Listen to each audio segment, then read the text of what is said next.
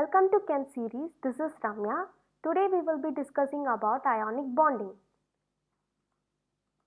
These are the types of attraction between atoms, ions or molecules that enables the formation of chemical compounds. Coming to ionic bonding, it is the electrostatic interaction between the oppositively charged ions. We obviously know that opposite charges attract each other. Electrostatic interaction means an electropositive atom and an electronegative element interact and form a molecule. So what are the elements that are electropositive? They are the metals. The blue color elements in the periodic table represent the metals.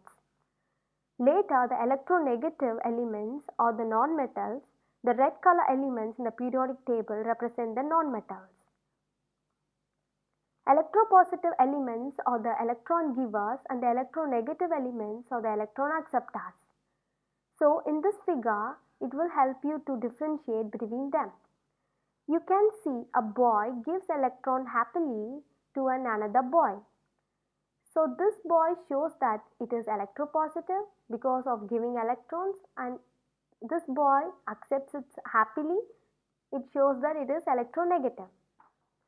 And these are the few examples of ionic compound. So let us take one example and I will explain it in detail.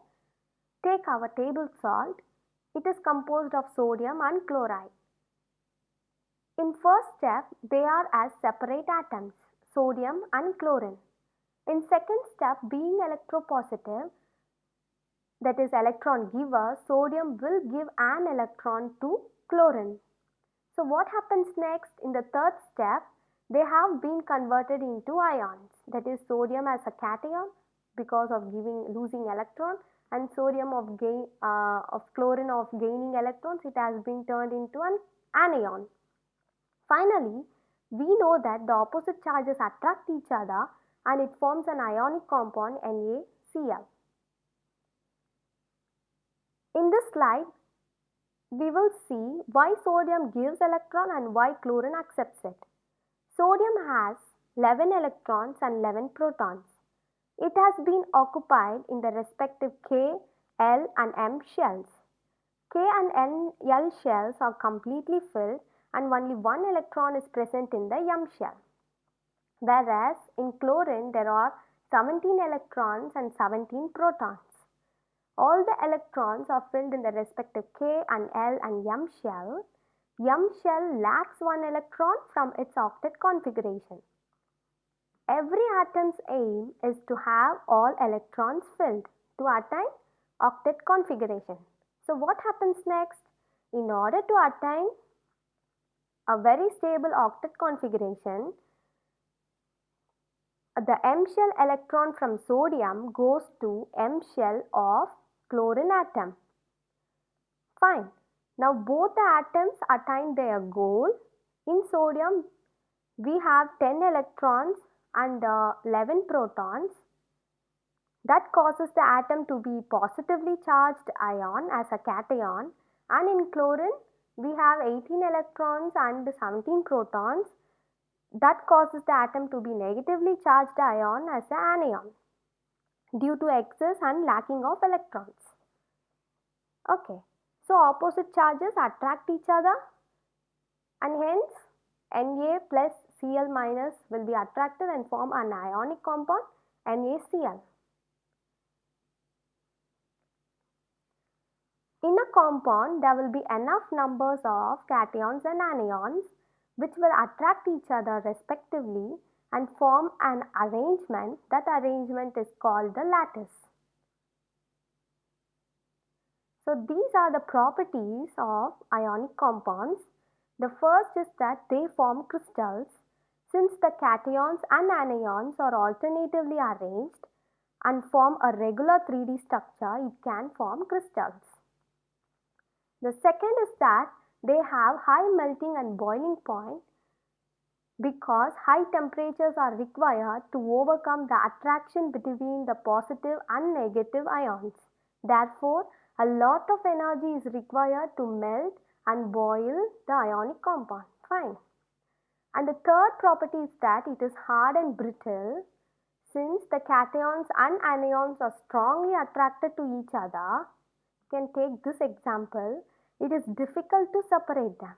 So, when we strike an ionic compound in this side with more pressure, then there is possibility of changes in the alternate arrangement, leading to the like charges may come to close to each other. The sodium can come in the bottom when we strike it. So obviously like charges repel at the time, it will brittle. The fourth property is that they have higher enthalpies of fusion and higher enthalpies of vaporization than molecular compounds. Enthalpy of fusion means heat required to melt a single mole of a solid under pressure, and enthalpy of vaporization is the heat required to vaporize 1 mole of a liquid compound under constant pressure. So these values will be around 10 to 100 times higher than those of the molecular compounds. And the fifth property is that they conduct electricity when they are dissolved in water. Because on dissolution the ions are very free to move, right? So it conducts electric charge very quickly. But when they are in solid form, it do not conduct electricity because all the ions are bound to be very tightly, so they are also a good insulators in solid form. So I have shown you an workout practice. How many chloride ions are needed to cancel the 2 plus charge of magnesium in magnesium chloride? So if we find the molecular formula of magnesium chloride, then it is easy to find how many chloride ions are being needed to cancel the 2 plus charge of the magnesium. So magnesium atomic number is 12. It has 12 electrons and 12 protons. If we write in the electronic configuration, it is 1s2, 2s2, 2p6 and 3s2. And for chlorine, it has 17 electrons, 1s2, 2s2, 2p6, 3s2, 3p5.